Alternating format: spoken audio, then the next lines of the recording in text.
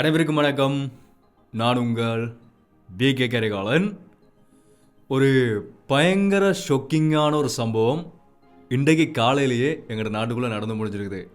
ஒரு நாட்டினுடைய 2வது அதி உச்ச பாதுகாப்பு வலயம் நீதிமன்றம், ஒரு நாட்டினுடைய 1வது அதி உச்ச பாதுகாப்பு வலயம் பாராளுமன்றம், 2வது அதி உச்ச பாதுகாப்பு வலயமாக இருக்கிற நீதிமன்றத்துக்குள்ள ஒரு நபர் சுட்டு கொலை செய்யப்பட்டிருக்கிறார்.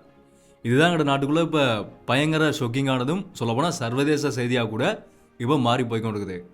அடுத்த ஒரு முக்கியமான விஷயம் என்னென்னு சொன்னால், இந்த கடந்த 24 மணித்தியாலத்தில் மட்டும் எங்களோட நாடு முழுக்க 2 துப்பாக்கி சூடு சம்பவங்கள், ஒரு ஆயுதத்தால் குத்தி கொலை செய்யப்பட்ட சம்பவம் சொல்லி 3 சம்பவங்களில் 5 பேர் உயிரிழந்து போயிருக்கிறார்கள், 2 சிறுவர்கள் உட்பட. என்ன நடந்திருக்குன்றதை டீட்டெயில்டாக இந்த வீடியோவில் நான் உங்களுக்கு சொல்ல போகிறேன். சொல்லப்போனால் ஒரு நிறைய கேள்விகளை இந்த சம்பவங்கள் இப்போ எழுப்ப ஆரம்பிச்சிருக்குது. எங்கள் மக்கள் மத்தியிலேயே பெரிய அளவில் நிறைய கேள்விகள் எழ ஆரம்பிச்சிருக்குது. ஓகே, முதலாவது இன்றைக்கு காலையில் இலங்கையினுடைய கொழும்பு புதுக்கடை நீதிமன்றம், இலங்கையினுடைய ஒரு மிக முக்கியமான ஒரு நீதிமன்றம். அந்த நீதிமன்றத்தில் காலையில் இலங்கையினுடைய இந்த பாதாள உலகக்குழுவினுடைய முக்கிய செயற்பாட்டாளராக கருதப்படுற கணேமுல்ல சஞ்சீவ என்ற ஒரு சந்தேக நபர் அந்த நீதிமன்றத்துக்கு கொண்டு வரப்படுறார்.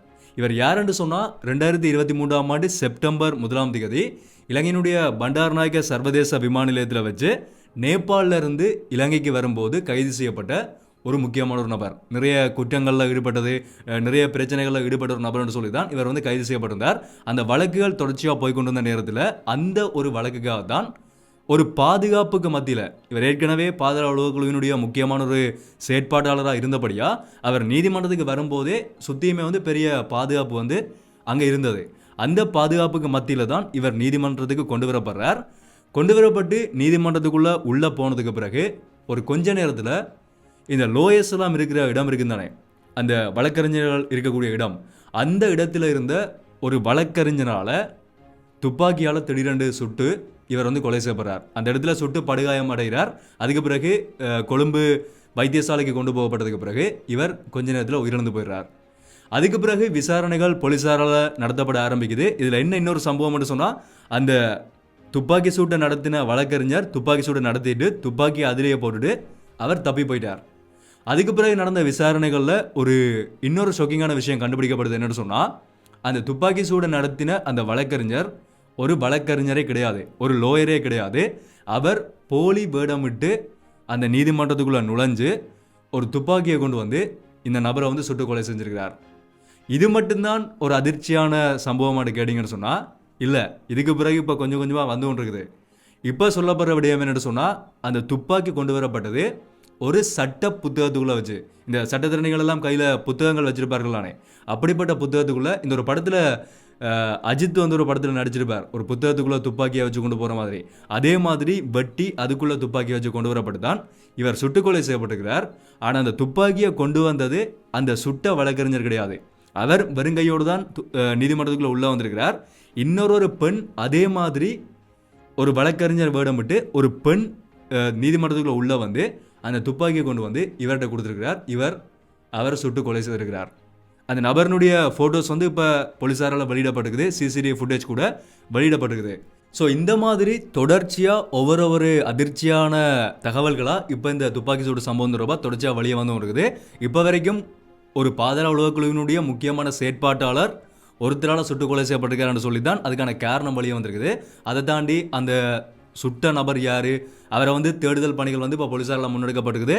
ஒரு 5 டீமை வச்சு இதுக்கான இன்வெஸ்டிகேஷன் நடத்துவோம்னு சொல்லி போலீஸ் ஊடக பேச்சாளரால் ஒரு விடயம் இப்போ சொல்லப்பட்டிருக்குது. இப்போ அதுக்கான தேடுதல் பணிகள்லாம் முன்னெடுக்கப்பட ஆரம்பிச்சிருக்குது.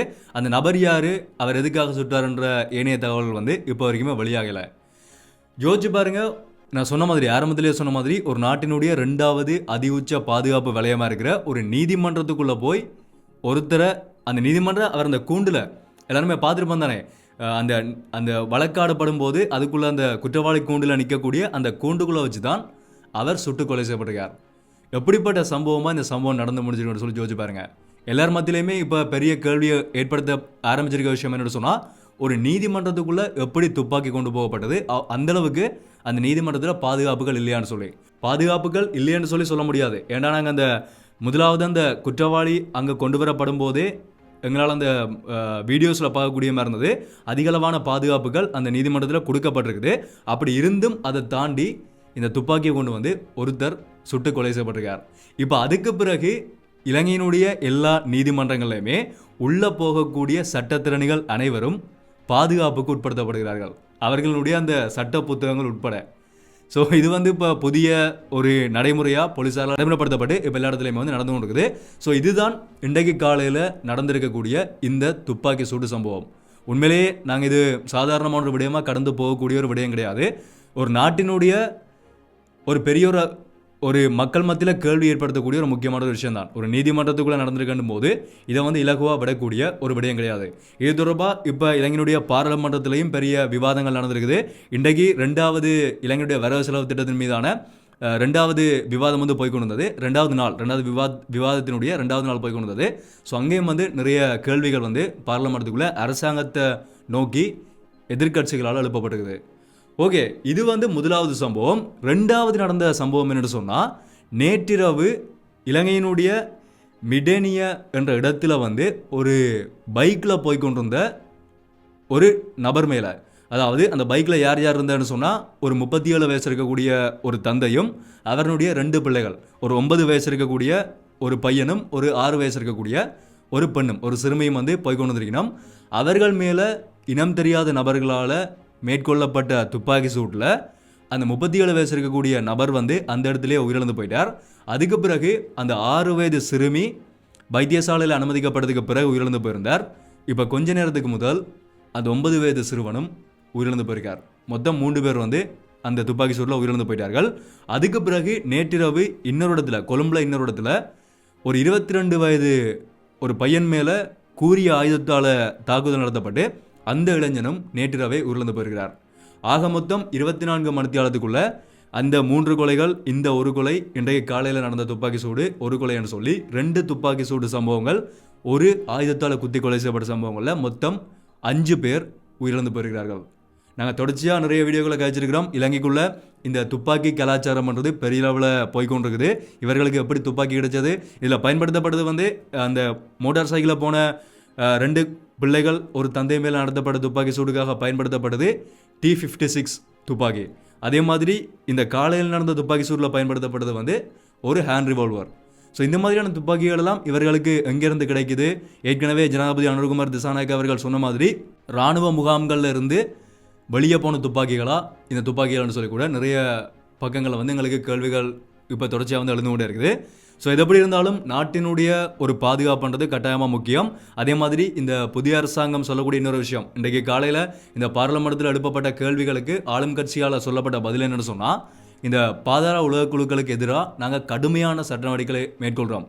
இதை வந்து நாங்கள் இலகுவாக விட போகிறதில்ல, அவர்களுக்கு சுதந்திரம் கொடுக்க போகிறதில்ல, மிக கடுமையான நடவடிக்கைகள் அவர்களுக்காக எடுக்கப்படும் என்று சொல்லி ஒரு விடயத்தை வந்து ஆளும் கட்சியினர் சொல்லியிருக்கிறார்கள். சொல்லப்போனால் இராணுவ வீரர்களை வச்சுத்தான் இந்த மாதிரியான சில கூலிப்படை செயற்பாட்டாளர்கள் அவர்களுடைய செயற்பாடுகளை முன்னெடுத்ததா ஜனாதிபதி அனுர்குமார் திசாநாயக்க அவர்களே சொல்லியிருந்தார் சில கூட்டங்களில் கடந்த காலங்களில். ஸோ அப்படிப்பட்ட ஒரு சம்பவம் தான் இதான்னு சொல்லி கூட இப்போ வந்து எங்களுக்கு கேள்விகள் பலதரப்பட்ட வகையில் வந்து எழுந்து கொண்டிருக்குது. ஸோ வெயிட் பண்ணி பார்க்கலாம், இதுக்கான விசாரணைகள் வந்து முன்னெடுக்கப்படும் சொல்லி போலீஸாரால் சொல்லப்பட்டிருக்குது. 5 டீம் வந்து அமைக்கப்பட்டு தான் இந்த இன்வெஸ்டிகேஷன் போய்கொண்டிருக்குது.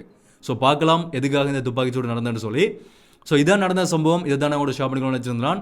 இதை பற்றின உங்களுடைய கருத்துக்கள் நீங்கள் நினைக்கிறீங்கன்னு சொல்லி தாராளமாக கிளறிய கமெண்ட் சொல்லுங்க. தொடர்ச்சியான அப்டேட்ஸை பார்க்கணும்னு சொன்னால் இனிமேல் சப்ஸ்கிரைப் பண்ணணும்னு சொன்னாலும் மறக்காமல் சப்ஸ்கிரைப் பண்ணி அந்த பெல் ஐக்கனை கிளிக் பண்ணி ஒரு ஆப்ஷன் வச்சுக்கொள்ளுங்க. ஸோ மீண்டும் ஒரு வீடியோவில் சந்திப்போம். நன்றி.